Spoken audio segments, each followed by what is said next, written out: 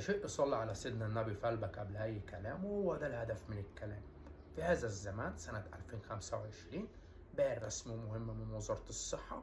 هتلاقي مندوب ماشي في الشارع راكب على ظهر عربية ربع نقل بينادي في الميكروفون بأعلى الصوت وبيقول: عزيزي المواطن، نحذركم من فيروس جديد انتشر.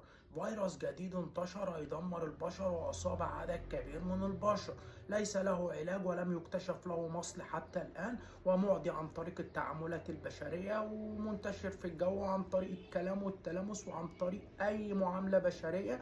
فنحذر جميع السادة المواطنين بالتزام أنفسهم والتزام المنازل وقاية من هذا الفيروس. اسمع كلامه يا صاحبي، والتزم نفسك والتزم المنزل وما تتعاملش عشان ما تصابش بهذا الفيروس، لأن فعلا الفيروس ده موجود وأصاب عدد كبير من البشر. الفيروس ده صاحبي اسمه فيروس المازور.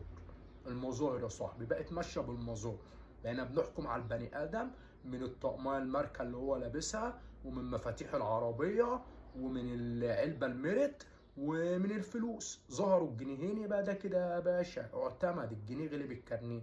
بس هي مش كده يا صاحبي، دي كلها على الطلاق بتستلف من بعضيها، وكلها واقعه وتعبانه، وكله واقع من فوق برج القاهره، وكله ميت، وكله منفض، وكلها عليها ديون وقسط، وكلها على الله حكايتها، وبالزق لهم بالعافيه يا صاحبي. وعمرها يا صاحبي ما كانت باللبس اصلا، عشان كده كده اللبس شياكه ونزاهه، واللي بيلبس بيلبس لنفسه، وانت اللي بتحلي اللبس مش اللبس اللي بيحليك. وعمرها ما كانت بالعربيات، عشان دلوقتي يا صاحبي دايره معاقين وكله ماشي بالجواب عشان الكمين. وعمرها يا صاحبي ما كانت بالفلوس، لان الفلوس كده كده جربانه وعامله زي الجرب، ما بتمسكش الا في المعفن.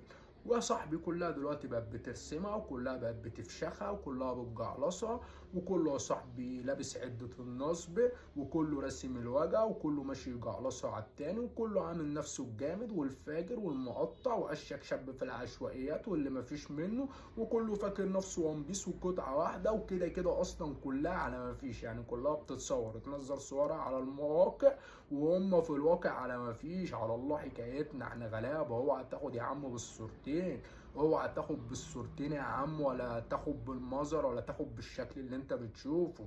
الناس بقت عاشقة للمظاهر وبتتكبر وبتجعلصها.